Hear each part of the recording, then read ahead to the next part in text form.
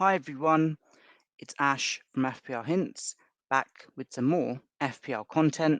As always, if you're able to like, share, and subscribe, that will be greatly appreciated. Right then, so there was a post that I put on X on Saturday that's led me to create this video. It was more done in tongue in cheek, really, just light-hearted way, where I said, best Haaland and Salah Game Week 2 wildcard team videos being recorded by many once we hit full time. And yeah, I basically did post that because I felt that many content creators were really gearing towards either a Haaland only draft or a Salah only draft. Many actually went for the Haaland only option. And then I realized actually that a lot of FPL managers have had challenging starts, and many may actually contemplate using their wildcard quite early on. And it basically got me thinking that could I construct a wildcard 2 team?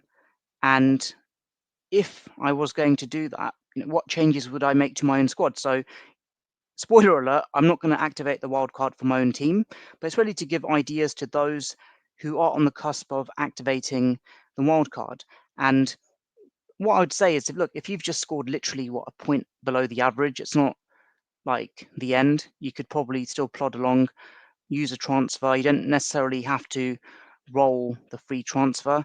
I've kind of shared this made up Paolo Maldini quote whereby if you make a transfer in Game Week 2, you've made a mistake. It's done again, just on a light-hearted way. But if you need to make a transfer, feel free to. Some might want to make a hit to basically circumvent changes that would be impacted if they had to do so as a result of price changes. So do what you think is best ultimately. But what I'm going to do is provide you with a guide on potential players that are worth contemplating if you are going to wildcard in Game Week 2.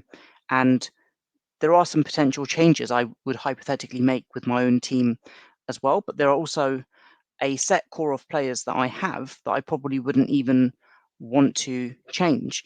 And actually, a lot of the structure of my own team, I really wouldn't want to tinker with too much. So let's get straight into it and construct this wildcard 2 draft for those FPL managers that are on the cusp of activating their wildcard. And look, starting off with the goalkeepers, I've got Flecken and Valdemarson, as do many of the elite FPL managers. They, at the very least, have a 4.5 and a 4.0 option. And I just want to remind you, if I just restore Flecken and I restore Valdemarson as well, that in terms of actual fixtures for the weeks ahead, I know that they conceded in the opening match and they've got 2 out of 3 really tough games coming up, away at Anfield in 2 and Man City in 4. But, if you're going to wildcard, you're not wildcarding for like 2 or 3 game weeks. It's for the long haul, really, where they've got Southampton in 3 at home, West Ham at home in 6, Wolves at home in 7 as well.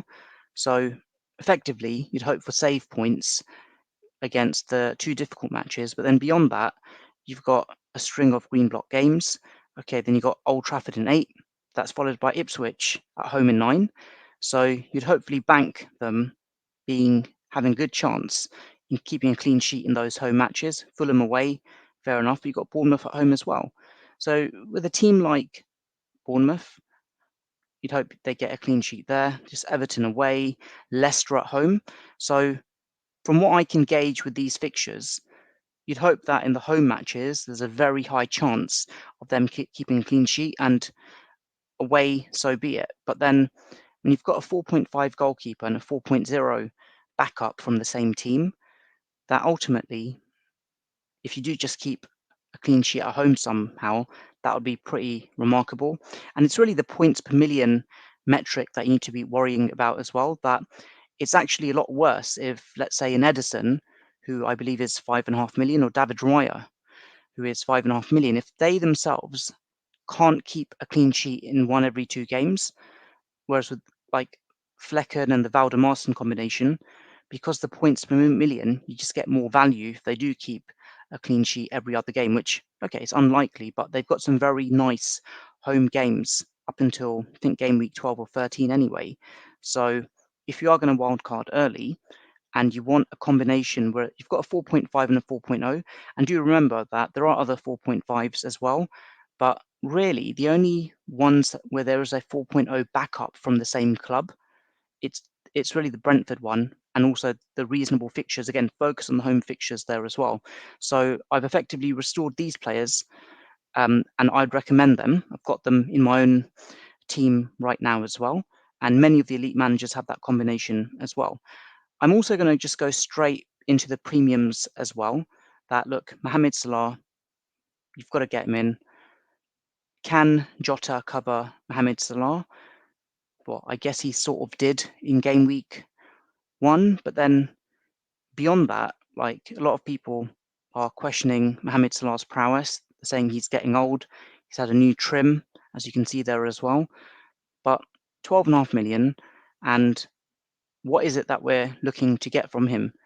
And got a goal and assist on Saturday, 30 goal involvements last season, 32 the season before that. You're really looking, ideally, that Salah is getting in the ballpark of, 30 goal involvements. Is he value for money?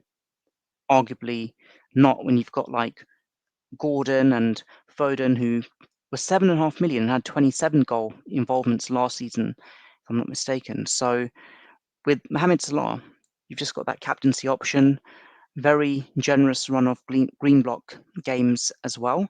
Just as a reminder for Liverpool in particular, Brentford at home, got United, Forest, green block, Bournemouth, Wolves, Palace. Okay, Chelsea gets a bit trickier. Arsenal gets a bit trickier. Bournemouth, beg your pardon, Brighton, Aston Villa, Southampton. You've got City in 13. So if you want to hit the ground running, make up for the fact, let's say you didn't have Mohamed Salah, well, you can get him. And what I want to show you in this hypothetical wildcard game week 2 draft is you can have a balanced team with Haaland and Mohamed Salah. So let's just restore Haaland as well. And let's just say that you were lucky in not getting affected by Haaland, and let's just say you didn't have him, but you had Salah. Look at those green block games already, just those 3 in particular. Ipswich at home, game week 2, could easily score a brace or a hat-trick. West Ham, got Brentford, then you've got a couple of red block games. You've got Fulham, Wolves, Southampton, Bournemouth, Brighton. So I think there is a case where you can get both in. I've got both in my team, and I've shared it across my social channels as well. I've got a very strong front 7 team. So I'm going to demonstrate to you, you can have Haaland, you can have Salah, and that will be complemented with reasonable picks elsewhere. So the next pick I'm going to make for this draft, it's Isak. Just going to restore him.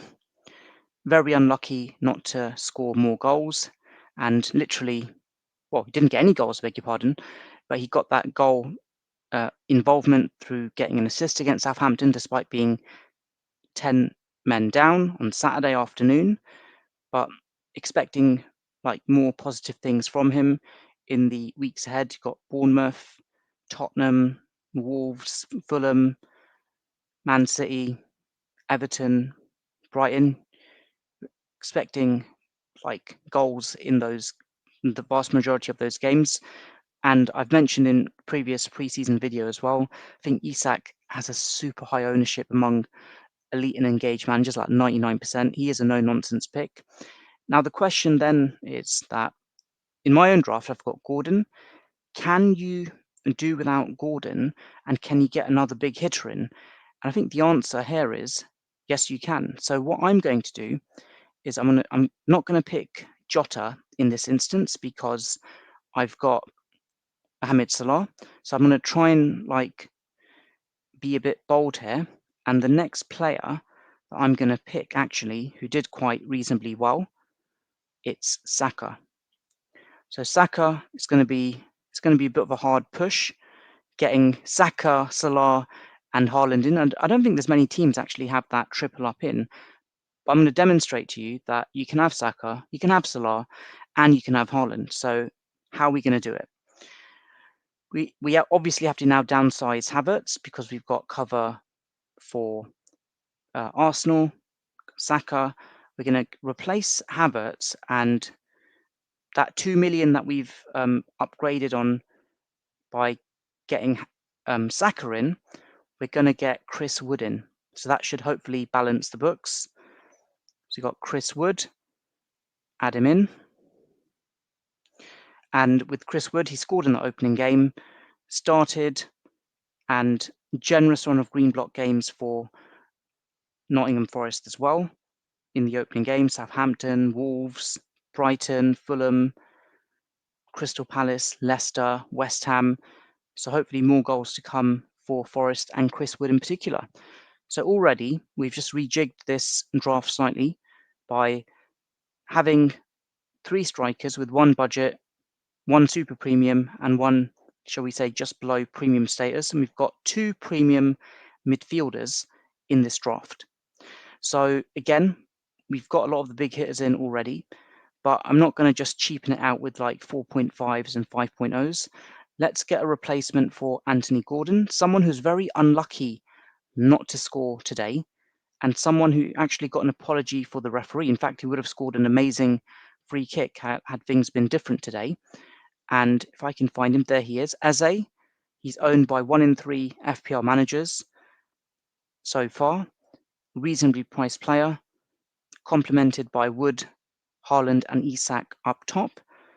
Talisman for Palace. There was talk of him potentially moving clubs before game week 1, but my understanding is that the release clause that he has, it's no longer applicable for him, and that the deadline for that has passed. So in comes Eze into my team.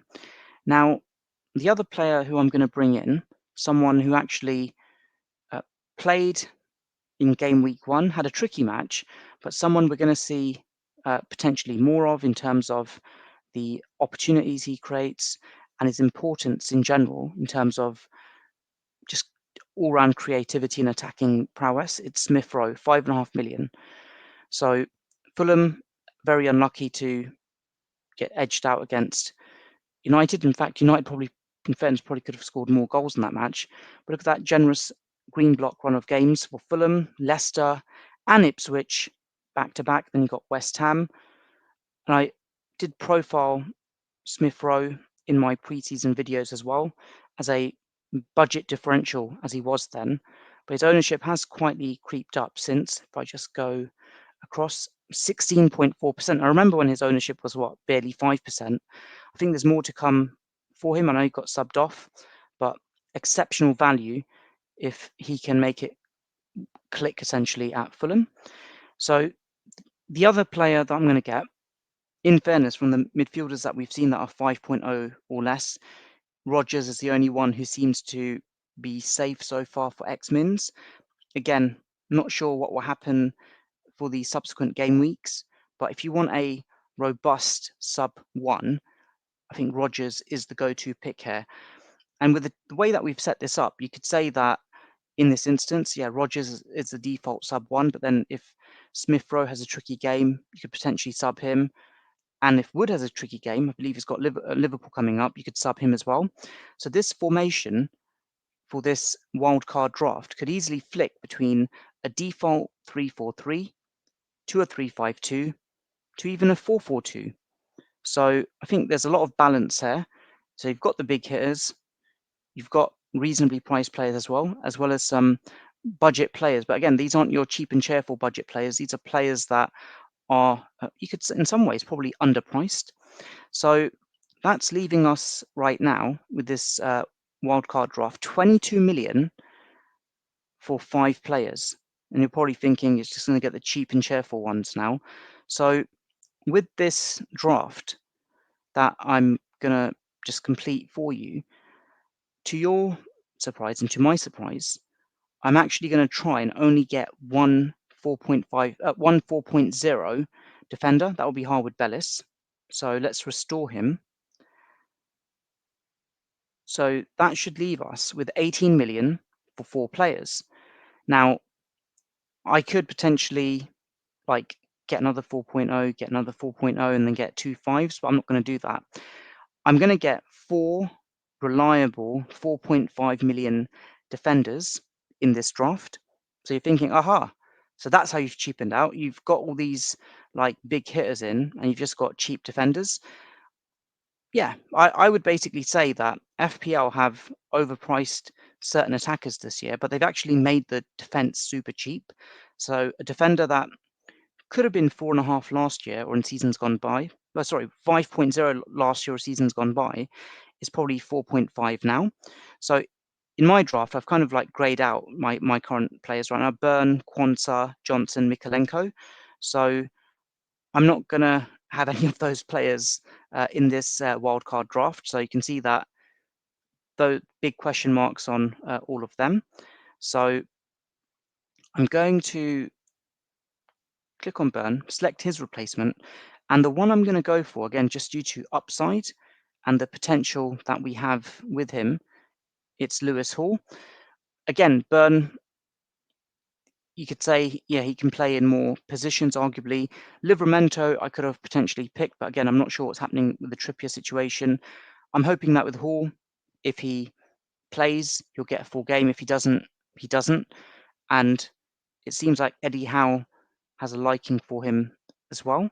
So upside, Hall over Burn without a doubt. Now the other player I'm going to get, I've just sort this by percentage because I'm expecting him to have a high ownership as well.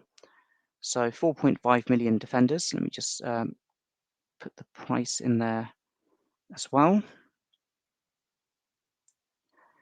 So you can see here, Barco didn't start. That could be the first 3.9 player. Anderson conceded 2.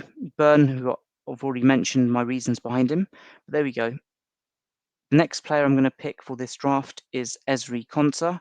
Now, I know he's got Arsenal in the next match, but again, if you've got 4.5 defenders and you only need to start 3, you can then be reassured that at least with Ezri Konsa, he's got those green block games coming up from game week 3 onwards. Leicester, Everton, Wolves, Ipswich. I think it'd be crazy not to have some sort of Aston Villa cover. We've already got Rodgers here, who you'd hope to start in some of those games as well in a 3-5-2 formation. And then Konsa as a defender there as well. So got 2 slots left. The other player I'm going to pick, someone who I think is flying under the radar as well. Let's sort it by percentage, 4.5 million. And I think the reason why this player is flying under the radar is just the way that FPL sorts its metric. There's no fantasy returns metric whereby you add goals, assists, and also clean sheets from defenders. If you did that, you can see that with Anthony Robinson, 6 assists, 9 clean sheets, had 15 fantasy returns, and he's £4.5 million. And we've already shown you the green block games with Fulham, so I think he's a no-nonsense pick. You'll start him from game week 2 onwards, and you got Hall as your starter for game week 2 as well. That leaves me with one final pick, and just to confirm, not even like mess this up. There you go, 4.5 million to pick the final player, and with this final pick, it could again literally be any £4.5 million defender, but knowing that he's potentially linked with a move elsewhere at the time of recording, he offers exceptional value at the 4.5 million price range. If you can guess it, fair play to you. If you see him, it won't be Mikolenko. Got him out. There he is, Gehi, who played a starring role for England this summer as they reached the final of the Euros. Strongly linked with a move to Newcastle United, but time is running out with the transfer deadline around the corner. Just some honourable shout-outs here as well. Van de Ven, 4.5 million. Should be safe from next min's perspective, but then lack of clean sheets for Spurs has been an issue. Quansah already is next min's issue, so I would not recommend him on a wildcard draft. I think Martinez could be a reasonable pick, but then the lack of upcoming green block games could be an issue. And we've got Mazraoui as well. But again, I'm not sure how long he'll be in the squad for. We've got Lewis Dunk, potentially an option, but not enough green block games for my liking. Castagna, but again, you got in this instance Robinson, so I don't need him. And yeah, further down, slim pickings. So yeah, that player that I've called out for the final pick is Gehi. So with this formation,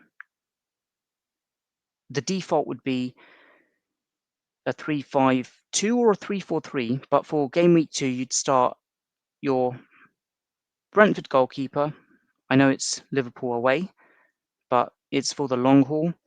You've got Hall, Konsa, Robinson, Gehi, lots of variation there. Harwood Bellis obviously is the sub 3. There'll be times where you'd obviously want to start Konsa, might want to bench Hall, you might want to bench Gehi. And again, if Gehi somehow ends up at Newcastle, then you've got double Newcastle defence, and then you'd adapt that accordingly. But look at that midfield, Saka and Mohamed Salah, and Eze, and Smith Rowe, and Rodgers. And then if we let's just zoom out here to make it look really snazzy. So you can see how formidable that is. A power 8 of Wood, Haaland, Isak, Rodgers, Salah, Smith Rowe, Eze, and Saka. Screenshot that. It just looks amazing. A lot of balance there. A lot of the big hitters without having to rely on any 4.0s. Of course, one 4.0 as your sub 3 in Harwood Bellis, but you won't be starting a 4.0. And that defense looks very reasonable as well. And yeah, flexibility in the formation as well. So to answer that question, you can have a really good Haaland and Salah wildcard team for game week 2. Once again, I'd issue a word of caution and don't just go out and activate your wildcard if you've just scored below the average, or if Pat from the office used their triple captain and is topping the league. It is a marathon rather than a sprint in many respects, but I would say that if you've really mucked up your team, that at the same time, don't be shy to use your wildcard either. It's there to help you out. And we've got a mystery chip coming for the turn of the year, and also we get a wildcard in the second half of the season as well. So who knows what that entails. So there you have it. Let me know what you think of this wildcard draft that I've shared. Does it strike the right balance? Is there something that you would potentially go for if you wildcarded? Or is it just not right because I've got Haaland and Salah in the draft? And apart from that, wishing you all the best for game week 2. As always, if you're able to like, share, and subscribe, that would be greatly appreciated.